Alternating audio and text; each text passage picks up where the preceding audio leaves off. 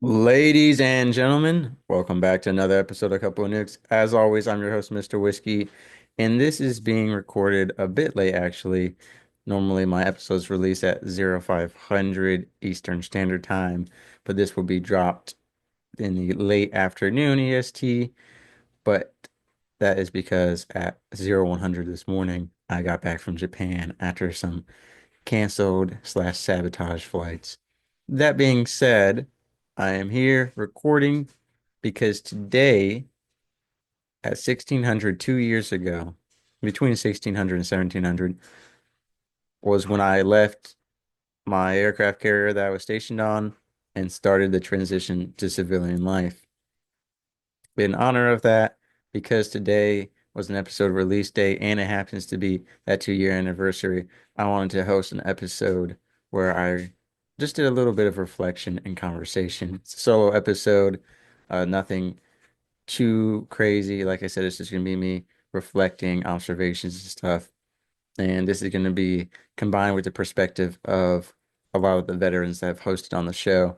Whereas I think some other people have lost connection to that community in various ways, in other ways. But we're going to get into that. For those of you watching, not listening, the eye patch is for medical reasons. It's not for cosplay.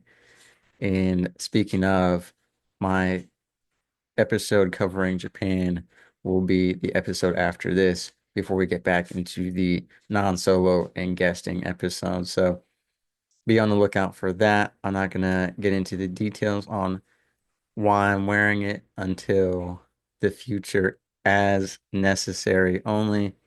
But yeah, that being said, 2 years ago, I got released, discharged, however you want to call it, from the Navy.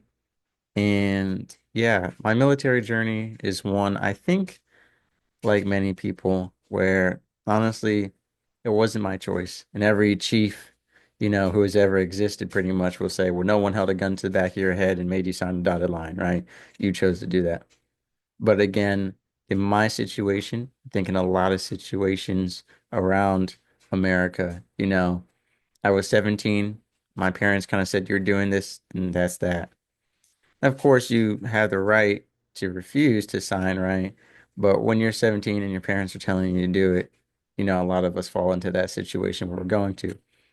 And I was in that group of improperly educated individuals in terms of what post high school life looked like. So my parents purposely withheld information about college from me and misconstrued it so that I would be more inclined to do the military. Again, it was their dream for me to join the Coast Guard Academy and become an officer in the Coast Guard. And I've actually heard stories within the fleet of certain like nuclear instructors who will try to manipulate their children to also follow that nuclear pipeline dream. I know there are a lot of parents who want to go into the military but either failed out or had different life changes, and so they try to push that onto their children as well. Then there are the people who have the unexpected pregnancies in high school, the mishappenings with work. I'm also from the generation where I joined boot camp shortly after COVID-19 really shut everything down. So that was also another factor into that because I really want to go into the working world, and I believe I would have done so if it wasn't for COVID-19. Kind of put me in that spot where college was an option for me because of how my parents had set up my life. And I had just never sought that education about college on my own. The working world was shut down. Military was kind of the only option left at that point, and it was being heavily pressured on me to join. One of the things I've learned that I would share with anyone who is interested in the military, and this episode isn't just a bash on the Navy or the military or recruiters, right? This is just my story and some reflections from the past 2 years out, and actually really the years prior to that as well. What I'll say is one guest I had, Peter Gunn, former military man who actually, that was a pretty interesting episode. It's their recreation of epic poetry with the intention of female empowerment. And he shared what he did, which I think is an amazing strategy. It's not something I really thought of. Doing your research. And this is something we've discussed on the show, like I discussed with Jacopo Yaciello when it came to entrepreneurism and business, right? So many people just get right after it, and that's great, but the research and planning phase is so important. And the same goes for joining the military. What Peter Gunn did was he went to the VA hospital and he talked to all the veterans and said, if you could do it all over again, still doing the military route, what would you do differently? And in his particular case, with that case study, that sample group all said they would have joined the Air Force. And that's what he did. That's one way of doing research. And I think that's the best way, in my personal opinion, because that is the primary source, right? I mean, it's the unbiased source. Yes, it's biased because they all lived it, but what's more biased are the recruiters and the commercials that are meant to purposely target you and convince you to join, right? These people didn't say, hey, Mr. Gunn, don't join the military. They said, if you were going to do the military route, if we were going to do it, this is what we would do. So I think that's important. Could you do research online? Definitely. I remember my research phase was very limited because my parents basically said, you're going to take that, whatever the top job is. They didn't care about any other job. Because when I was researching the Air Force, which I was originally doing, I wanted to go for photojournalism, mass communications. They said, hey, actually, you're going to do crypto linguist. Didn't want to do that at the time. Sometimes I ponder about it, but I'm kind of glad I didn't do that. Anyway, when I was told, hey, you can't do photojournalism, which to give short context, the recruiter I had for the Air Force at the time said that it was guaranteed that I will get you photojournalist, mass communications.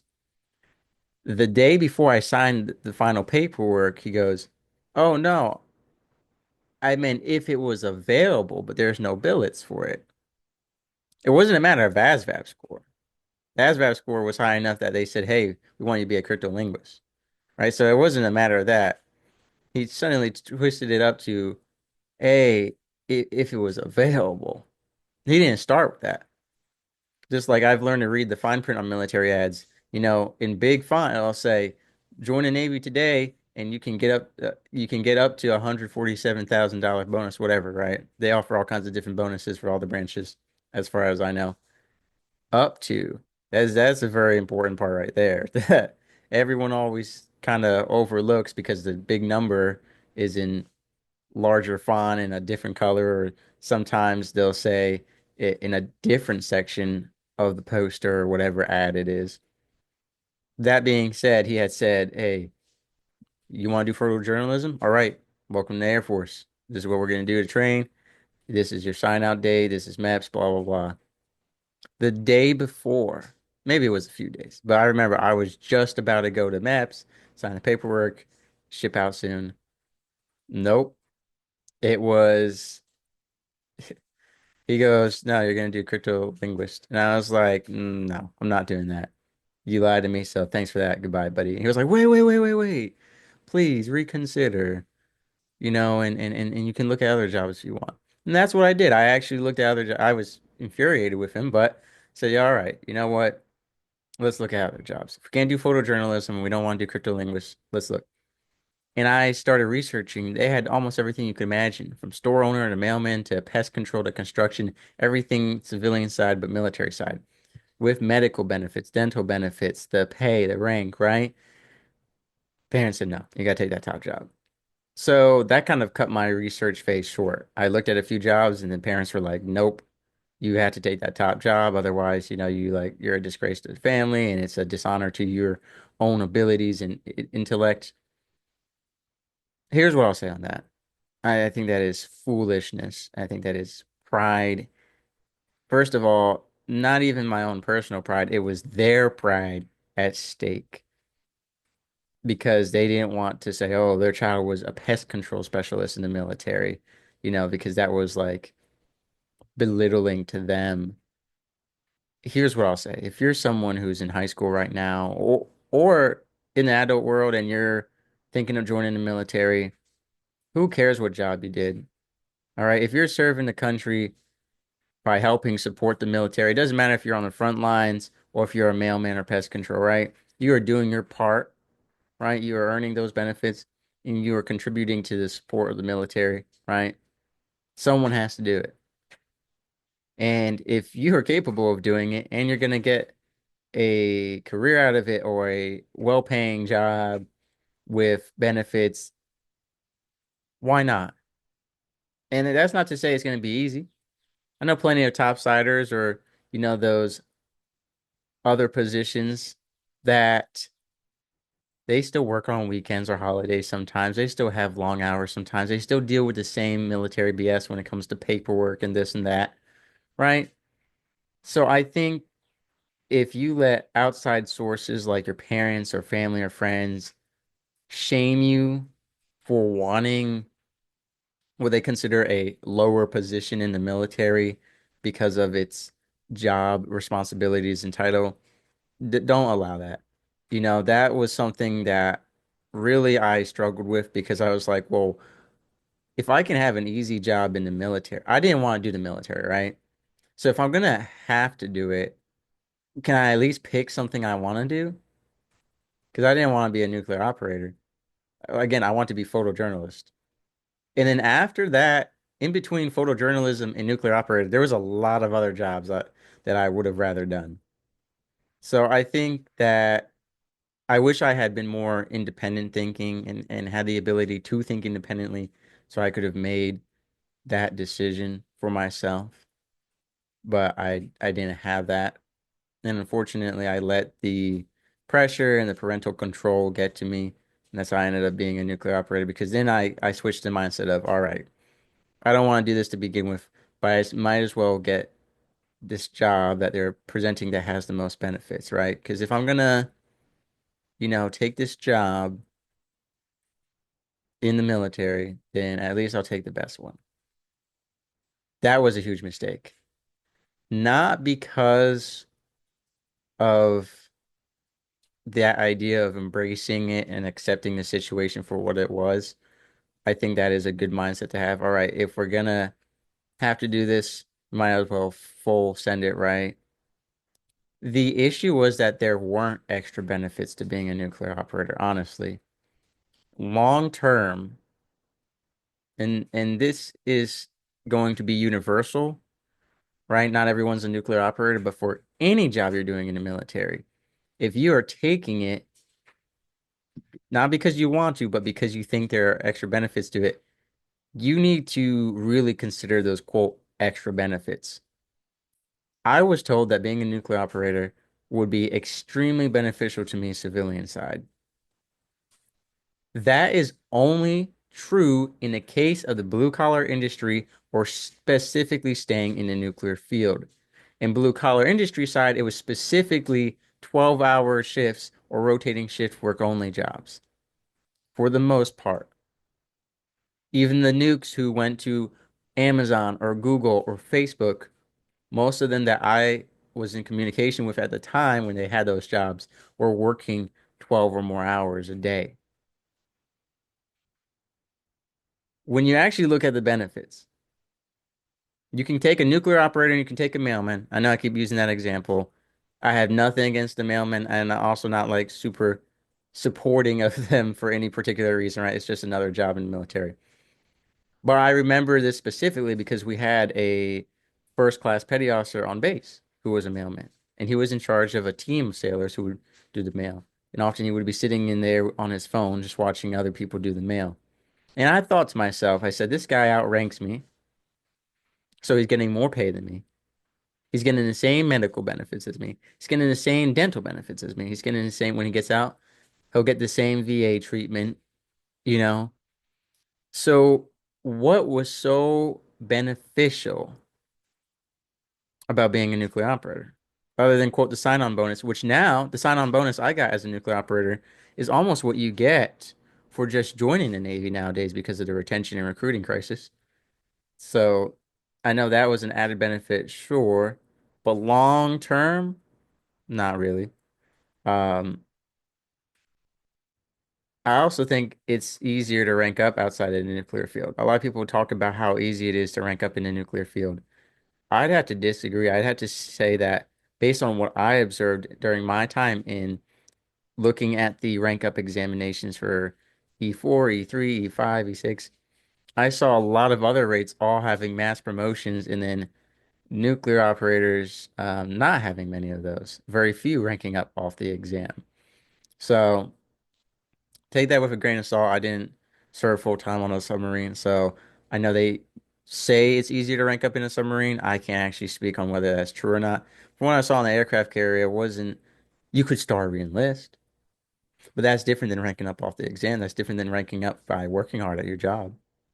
Which again, what I saw in the military was that ranking up was based on were you good at kissing up, were you good at screwing over other sailors, and were you good at playing favorites.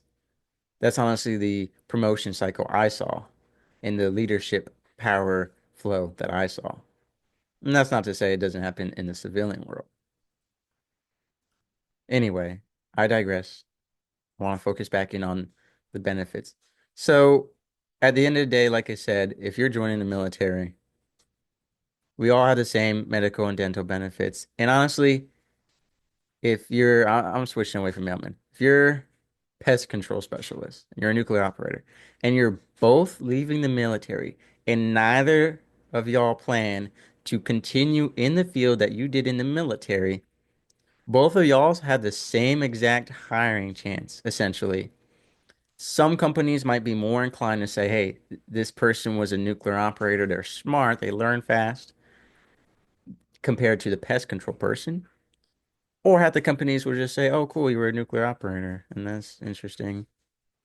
Have I gotten a time or two? You're overqualified for this job." I have, which I think is foolish. But point being, like, if unless you're staying in the nuclear field, or if you're an IT specialist and you're staying in the IT field, or if you're like an aviation mechanic or something advanced, that has very specific skills and knowledge, there is no extra benefit if you're not staying in that field, or something adjacent to it. So, like I said, with the nuclear operations or the aviation mechanic, for example, if you're staying blue collar industry and you're going to work on airplanes or you're going to work on automobiles or you're going to work at chemical plants or biochemical plants or, railroad systems, it doesn't really matter.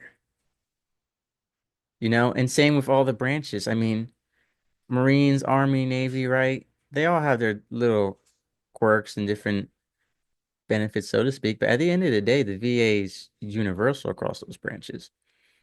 All the military hiring programs or military nonprofits, they're universal, regardless of branch. So I think at the end of the day, if you are in high school or someone in life looking to join the military, don't focus on anything, any specific branch for post life. Focus on the branch for what you'll do when you're in that branch. And then that's the first layer, what branch you want to do. And then the second layer is your job, which you don't always have say over, but don't just pick a job because you think it's going to be extremely beneficial unless you're going to stay in that field. Actually do the research, see what adjacent jobs you can get based off of that. And also know that being a veteran doesn't guarantee hire, which we're going to get into that conversation in a little bit, because I've seen some sailors almost rebound into the military because of a lack of hiring. And that's a sad story that I do want to share. But going back to the branches, as far as like which branch you choose, now they do have different lifestyles, and that is important to research. And know that whatever branch you go to, like that lifestyle is your lifestyle. And you can say, well, I'm going to be a Marine. I'm not going to be that hoorah guy or gal, or I'm going to go to Air Force and I'm not going to pick up that culture, or the Navy, pick up that culture. But you kind of don't really have a choice to some degree, although you do to another degree, which is a conversation I had recently because I had a bunch of people judging me in the civilian world saying, you're a military man, therefore you're this, this, this, and that. And I had to make the distinguishment between a military man or woman and then men and women who were in the military. There are certain personalities, Some people are in the military, like I said, and they were never meant for the military. They don't have that military personality. They're just doing it for the time being. I was one of those people. Then you have people that live, breathe, and sleep military. And I'm not saying that a military man or a man in the military, one is better than the other, right? They're just different types of people. So that's important to consider too when you're joining. And you have to know that maybe you'll start one and end up the other because it's actually funny. I was just a man in the military. Then I became a military man. And then the military made me back into a man in the military through their actions. And what's interesting is you'll have different crowds, but you'll kind of get hate from both sides, whether you're one or the other. Because when you're just a man in the military, then you're a scumbag, you're a dirtbag, you're this and that, and all the hoorah people crap on you. But then when you're in the military, man, all the people in the military crap on you. You can like never win. So it's like either embrace it and stay in or get by. That's just again my opinion on it all. What I want to focus on is the transition out. It's been 2 years now, and it feels like a long time now. That first year when I got out, it felt like yesterday. And sometimes it still feels like yesterday to me. And I can't imagine me having only been in for a couple of years, what the men and women who were in for 20 years must go through. I mean, that's such a significant chunk of their life, and it's become so intertwined with them. I can't even imagine.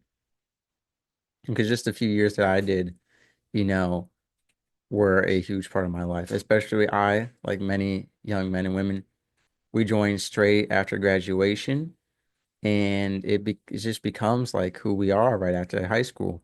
Because in high school you're still kind of figuring out your identity to a degree, which I think a lot of college students then further develop, and then they go out into the adult world. Whereas the military, you kind of it's an interesting situation. And speaking of high school and graduation, one thing I want to say is I've talked to so many veterans and active service members who allowed their impatience to change their rate/job. If you want to do a particular job, but they're not shipping out anyone until the next 3 months, 6 months, whatever it may be,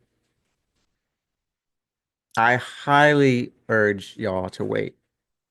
The amount of sailors and soldiers and service members and veterans I have talked to who gave up a better job for a quote, in their words, a lesser one, just because they want to ship out that day or as soon as possible and later regretted it, it's very sad to think that those few weeks or months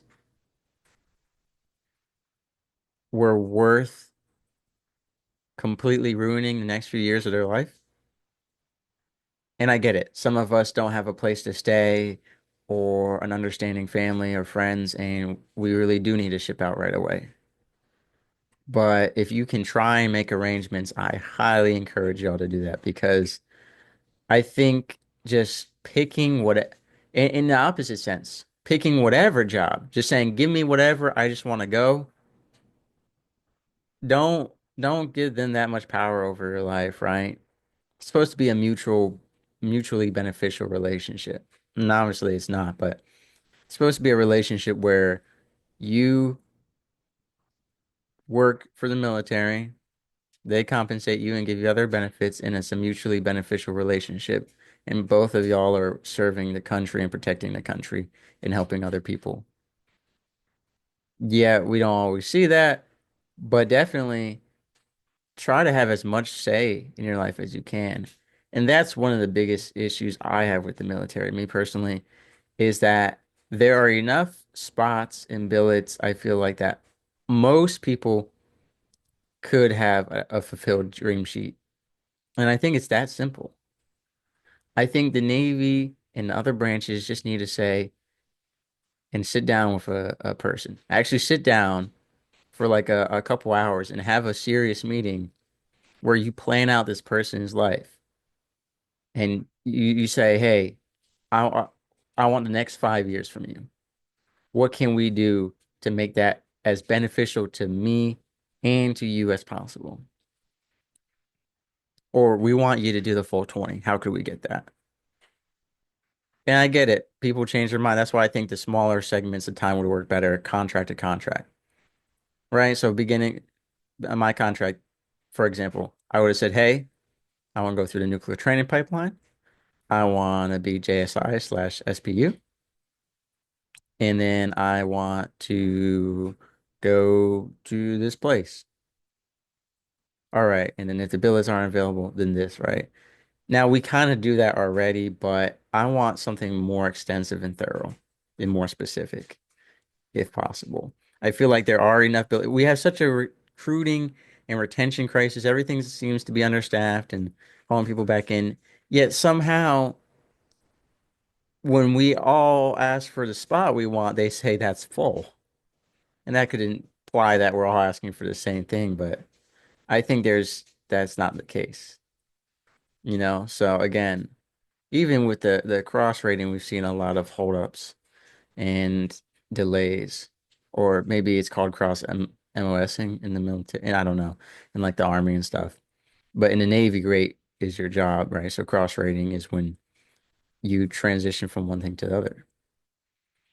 Because I would have loved that. I would have loved if I said to Big Navy, hey, after my JSI time, I want to do one deployment or you know, 2 or 4 years sea duty, and then I'd like to cross rate to chaplain and do that for the next 15 years or 10 years or whatever, right? I'm just making this off the top of my head. But that would have been cool, you know, but because I did talk about cross rating to a chaplain, but you know, with the nuke field, they're like, once a nuke, always a nuke, you gotta stay a nuke, right? And I understand that given the amount of time and money that goes into our training. So I can't speak on behalf of the nuclear community, but for many of the other rates in the military, if you do a few years as a gunner's mate or a boatswain's mate or a mailman, because I can't think of anything else, you know, a radio man, and then you want to do something different, I think you should be allowed to explore that opportunity. And there are some opportunities for that, but again, take it with a grain of salt for whether or not you'll get that. Which was also something that shocked me. I know, at least for the nukes, if you wanted to do like tuition assistance or college while you're in, this is what I was told when I was in A school and everything. It's easy, man. You bring your books onto the ship. If you're on an aircraft carrier, you can use the computer, do your online classes. If you're on a submarine, you just print out all your papers and you can do it on deployment. Yet when people talked about going to college as a nuke, they were told no, not unless you're a senior rank and qualified this and top of your class and this and that. So again, that was just my personal experience and what I heard. I can't speak on behalf of other rates and other branches, but if you're joining hoping to do college while serving, there may be some red tape with that they're not telling you about. So I would look much further into that. You know, that's the part too about research, circling back to the research, asking your recruiter questions. Now you know, I think the biggest thing with recruiters is withholding the truth. It's not lying or twisting the truth. I think withholding information is the biggest thing. And you're not prepared to ask these questions. That's again why I like what Peter Gunn did, talking to the veterans at the VA hospital. They have no reason to lie to you. They have no drive to convince you one way or the other. They're more than happy to talk to you for the most part, right? If they don't want to talk to you, don't talk to them. But I think that is a great way. Um, if not, your American Legion. I mean, I think there's one in almost every town or some form of a veterans community or even online nowadays. You can find on Facebook hundreds, if not thousands, of veteran groups from town to town, city to city, state to state, and from branch to branch. Now, I just bring that up because I remember my recruiter when he described the responsibilities of a nuclear operator, he left out watch standing, which was watch standing and cleaning were the two main aspects of the job. and they were a lot different than what he had described to me. And going into nuclear operations, never expected to stand security details, which I had to do. Never expected to stand even more security details or to do other jobs related to my job that weren't actually my job, that were labeled as watch or something else. And it's just like, would have been interested to know, like what he described as was really what my recruiter described for the most part was just how much fun the port calls were, which that is my biggest nuance right there. Not nuance. The biggest nuisance, if that's the right word for it either. I didn't want to say pet peeve, but my friends who got deployed shared these stories with me where they pulled into port and one of them had a port call day canceled because of weather. Two of them missed days because they had to stay on the ship for duty day. And then the other one, his port calls were canceled because some officers who showed up to the ship weren't prepared to do their job, and they got the port call canceled for everyone. And then sometimes because of politics, they're canceled. So for me, that is the most angering and upsetting thing is that the Navy's number one selling point is travel the world and go to these port calls, which are also what all the veterans or recruiters will tell you about is the port calls.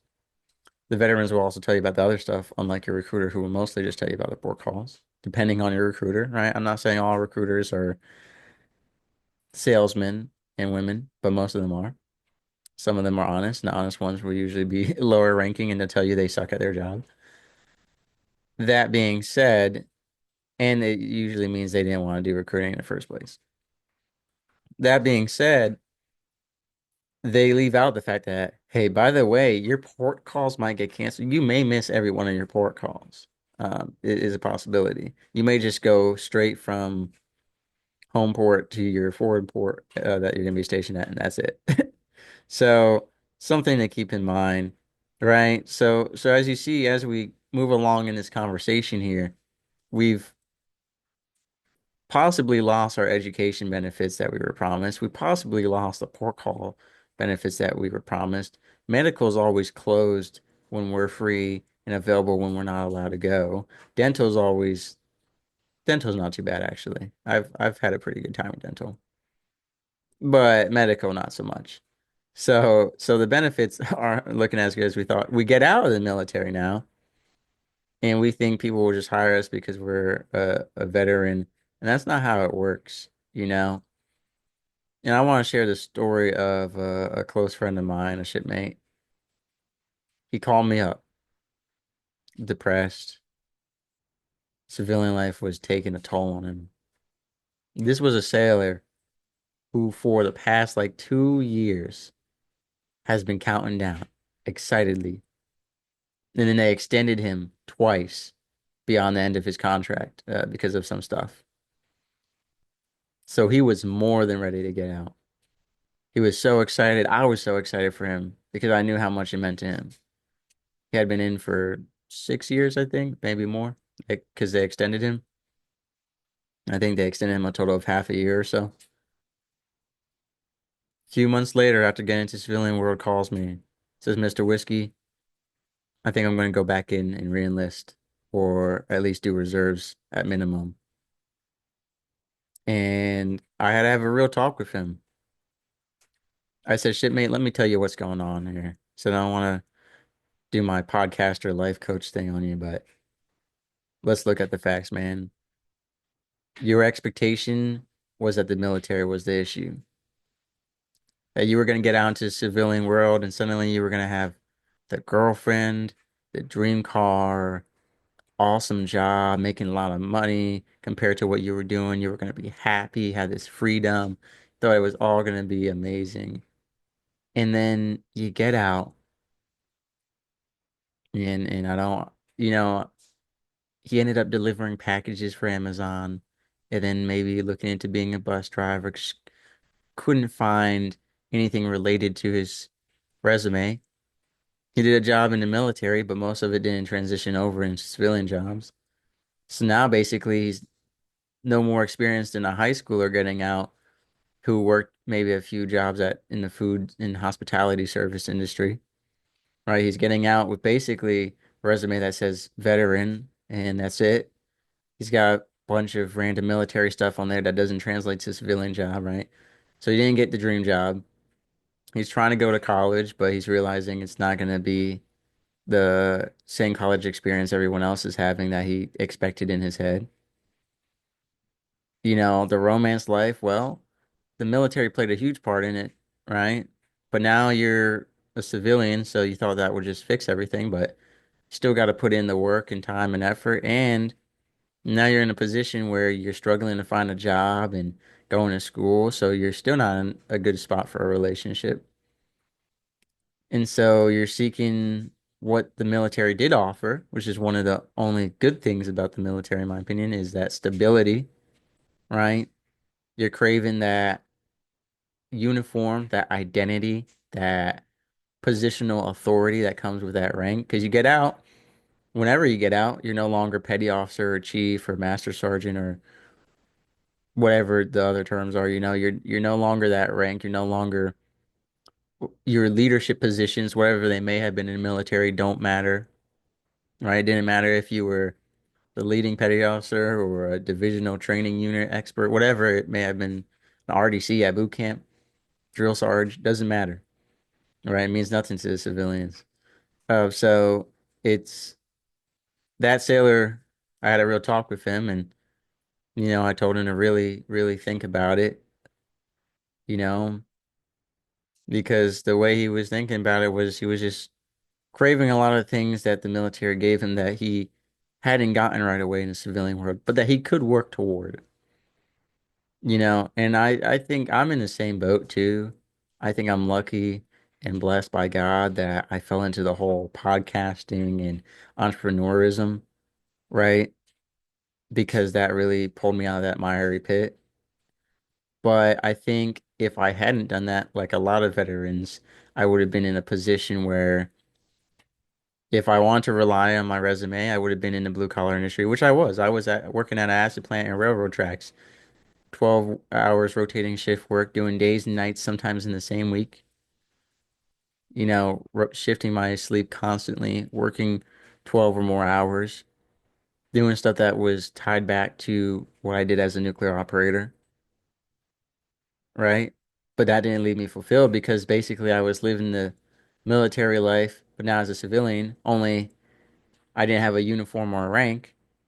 I had higher pay, which was nice. I had more freedom, except I was at a job where I had to shave every day still, right? My point being that you know, transitioning out is a double-edged sword in my opinion. And I think it does take a while. I'm at my 2-year mark today. In about 2 hours at the time of me recording this, I'll be at my 2 years out. And I've reached a very strange point in time where I can no longer really relate to my active duty friends who are still in, who are approaching the ends of their contracts and stuff. Like, it's been a while since we served together now. They've moved commands. Most of them have gone to a different command or they're doing different stuff. And all the terminology, all the acronyms, all the inside jokes are gone. I don't understand half the stuff they're talking about. I can still relate to some of the military BS with medical, with leadership, with working hours, stuff like that. But as far as like the job specificity or the specifics of the job, so to speak, kind of lost that connection with them. All the people they're referencing, I don't know them. A lot of the sailors that I served with are out now as well, or, got moved to a different command. So they're always telling stories about, oh, you wouldn't know this person, you wouldn't know that person. But then civilian side, I still don't necessarily relate to my friends, especially with me being a podcaster and a speaker and author and a comedian, doing all this entrepreneur, non-traditional stuff. And it's like this balance of people putting me as a military man, a man in the military, a civilian, is I'm kind of at a weird spot with all of it right now. What I will say is I've kept some military ties through Couple of Nukes, which is not a military podcast. So a lot of people, and that's because it was a nuclear operator only podcast that branched into military mental health, that then branched into universal self-improvement. And honestly, every day it's more tempting to rebrand and get rid of Couple of Nukes. But I like to remember my origins. But a lot of my life story, as you'll find out when I'm being featured in a couple books this summer and throughout the next year, 2 years, and a lot of them I wrote about pivoting in my life. And a couple of Nukes has pivoted a lot, but it's always kept its name. And I'll have a talk with God about it, but I don't know. I think it might be time to get rid of a couple of Nukes and rebrand the company. And I think that may be the last tie to the military that the show really has, other than featuring military guests. But again, when I feature them, it's not just to speak to military men and women, it's to speak universally to everyone who is going through similar things, And of course, we have episodes specifically on Vietnam and veteran mental health and military identity crisis and suicide specifically to the military.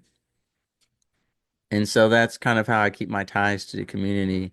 And I can relate to those veterans who have been out as well because we relate not as active duty members, but as veterans. And we relate over our transition out and reminiscing over old stories. Whereas it's different with my active duty friends. They're still in, and so they're kind of living a different life than me now. And so, yeah, that's where I am with these 2 years. A lot of feelings have faded out over time, but I believe what I once believed when I was going through the nuclear program. At some point, I had this feeling inside of me, and I said to myself, what if God didn't bring you here to be a nuclear operator, to be a military man, but to go through the process for something afterward, to meet certain people and to experience certain events that would change your life forever? And I believe that is 100% the case. There are days where I still wish I was in to some degree. Um, a lot of time though, a lot of the time though, I realize that what I'm missing isn't the work aspect of it. It's not the command climate aspect of it. It's the social aspect of it. Having those friendships, those bonds that are unique to the military. And again, there's plenty of toxic leadership, toxic coworkers, plenty of that, right? Just like you'll get in the civilian world. But there are some, lifelong friends you'll make. There are some friends. One of the saddest parts about the military that any veteran or active duty will tell you, you'll make a best friend who's like a brother or sister and then never see or hear from them again. And a lot of people say, well, it's easy nowadays. You have phones. And you know what? Those phones are great, but guess what? They're not great on a ship. They're not great on a submarine. They're not that great across time zones. They're not great night shift, day shift differences. There are people who I used to spend 14 hours a day with, and now I never hear from them. And it's not they don't like me anymore. I don't like them anymore. It's not even an out of sight, out of mind. It's just like a focus is elsewhere kind of thing. So that is one of the saddest parts. But I will say I miss that social aspect of it to some degree. And then also, I do sometimes miss the uniform and the rank. That was part of the reason why I tried I thought about joining the reserves if I was eligible. But, the recruiter kept not answering the phone for the reserves. And I didn't know if it was something I wanted to do. I honestly didn't know if I trusted it. And I don't think I would have liked it. But seemed like at the time when it was presented to me, it was like, hey, civilian life, but you get to keep your uniform and rank up, which I don't think that's how it is. I think that was just a very nice way of presenting it. But I do miss that sometimes. But at the same time, through my entrepreneurism, through my speaking, through my writing, through my comedy, through the other positions of leadership I've acquired that involve mentorship and coaching and advising, both through Couple of Nukes and through other programs, I think I've done more than I would have done in the military. Here's what I'll say, because I was just writing about one of the only good leaders I had in the military.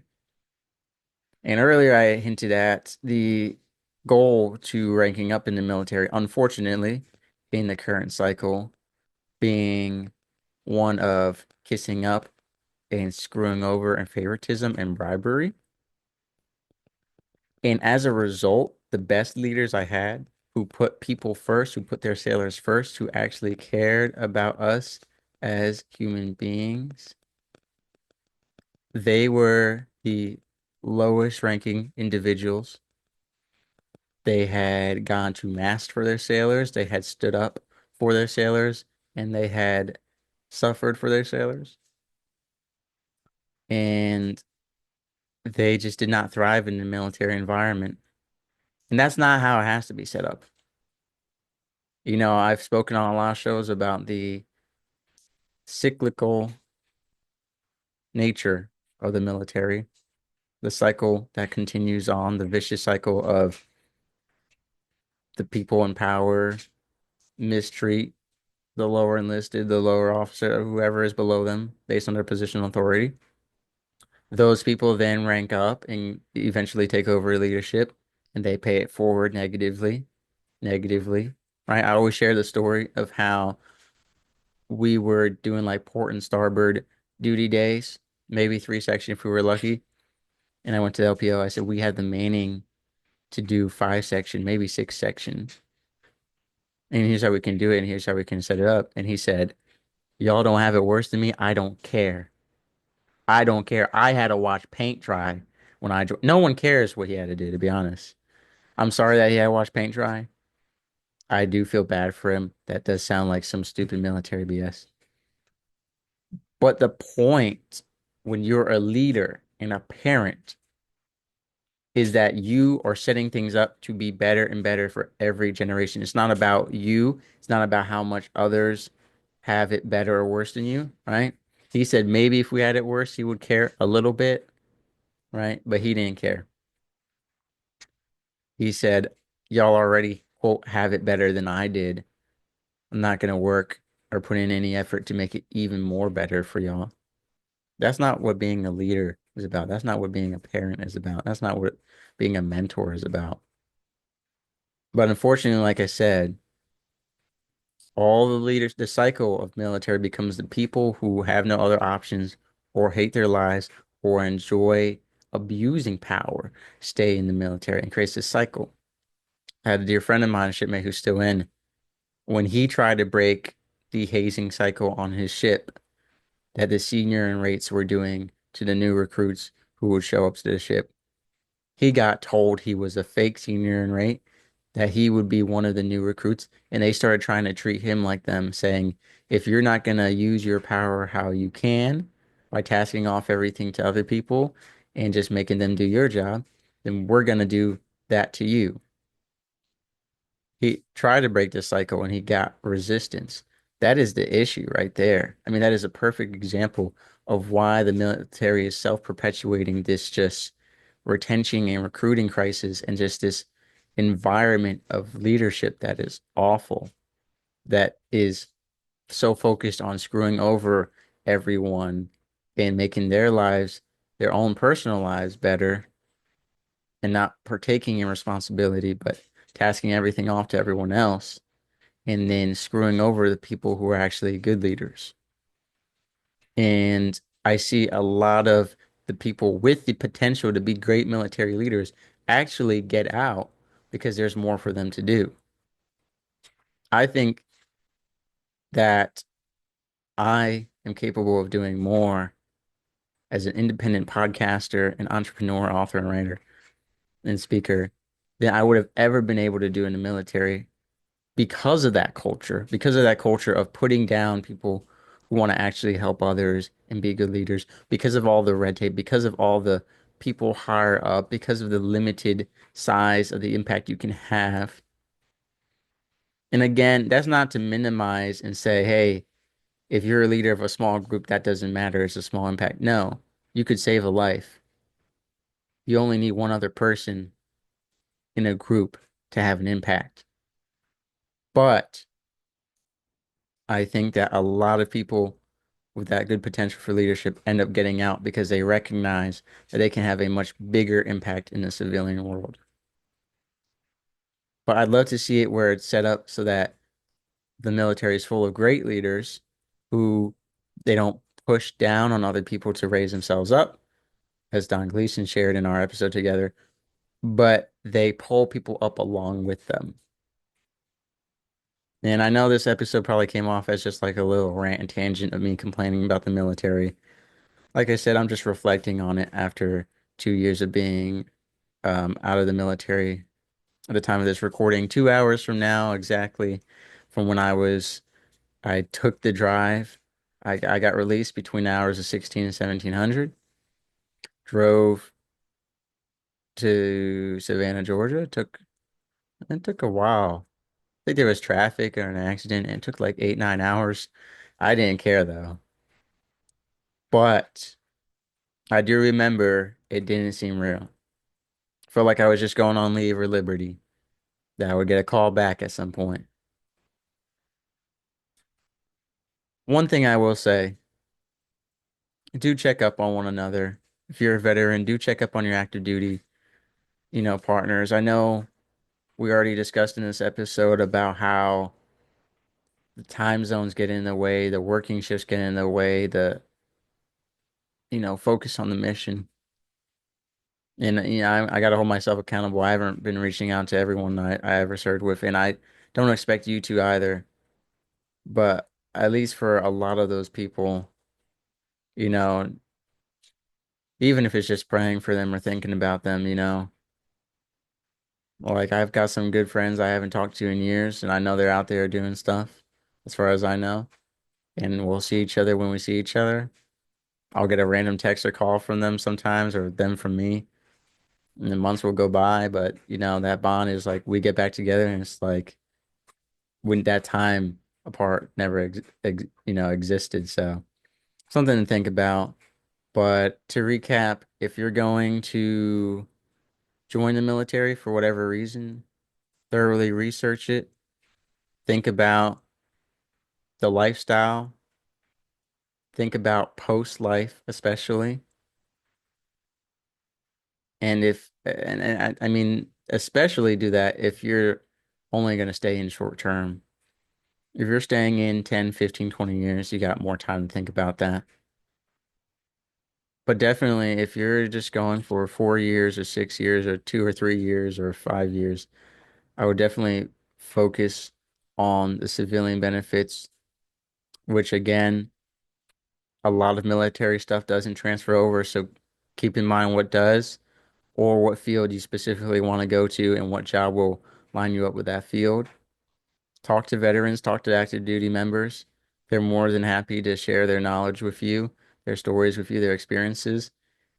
Research the internet, find those online groups as well. Watch YouTube videos. There's who knows how many YouTube videos are out there. Podcasts. There are so many podcasts. I've had a lot of podcast hosts on my show who run military only podcasts like Scott DeLuzio and Michael Cole. You know, ton of great resources from veterans and active duty personnel and civilians helping with the military, including what you should do if you're thinking about joining. And one thing too that I wish I had done that I didn't know, while you're in research, all things you can take advantage of as active duty. There's actually a podcaster I met who runs a podcast dedicated to active duty enlisted sailors and soldiers and their finances. You know, And same for veterans. When you get out, make sure you take advantage of the opportunity to research all that there is for you to do. So definitely make sure, like I know I messed up. I paid a lot of, business startup fees that were waived for veterans. I know there's also a lot of resources from beekeeping to automobile stuff, so definitely look into those. That's something I regret not doing when I got out. And again, even while you're in as active duty, there are certain perks and benefits that you should definitely research. So research before you join, when you join, and after you join. Make sure you connect with one another, check in on one another. And again, I know this is kind of just a rambling, but what I spoke about today is something I've discussed with a lot of veterans on their shows. They've discussed it on my shows. And we need to keep talking about it because, again, these cycles and all these overlapping, repeating issues across every branch, across every chain of command, across every veteran and active duty member's life, those are called patterns. Those are called things that can obviously then be changed. Like David Nathanson said on my show, we can't change too much, otherwise you have no stability. And change in an organization so large takes time. With that said, we are seeing some change towards mental health improvement, toward lifestyle improvement, on trying to make better hours, better leaders. So I will say there definitely is hope for the future. And I know that I believe after this point forward, really, my military my military life is pretty much over. I think it's not going to be something I really think about or talk about anymore unless I have military guests on the show, except for if I can continue to advise people joining or looking to join. That's definitely something I want to do. And my one goal is to create a mentorship program for the newly enlisted men and women of the military that is not from the military itself, but a third party that has the time and resources to properly dedicate to these young men and women who deserve a good mentor and career advisor and financial advisor, not someone who's already in the military who gets jabbed with 5 or 7 petty officers that they've never met. They've already got 5 other jobs, and now they need to be a mentor to all these people, and maybe they don't even have the personality for it or the time or the resources. And so I think that though my personal military journey is now officially over, for sure, my journey of helping others in the military is only just truly beginning. So, ladies and gentlemen, thank you for listening. I hope you found this insightful, whether you were military or a veteran or a civilian. If you're someone who works with military nonprofits, podcasts, other organizations, or the government, and you want to speak to me about future collaborations, definitely reach out. Or if you're someone considering joining the military and you want to have a personal, in-depth conversation with me, don't hesitate to reach out. If you are someone who wants to share their story as a veteran or active duty member, feel free to reach out as well, or a military spouse. I'd love to hear your opinion and thoughts. And if you completely disagree with what I said, I'd definitely love to host you and have that conversation. So until then, ladies and gentlemen, thank you so much and take care. Sailing through the ocean blue, nuclear reactors my crew, guiding the ship, the stars as our guide, through the waves we ride. Jokes and laughter fill the air, on this voyage we have to share, working together, side by side, as one family we will abide. In the heart of the ship we reside, nuclear operators with pride, powering the vessel with every stride. Our mission, a source of great pride.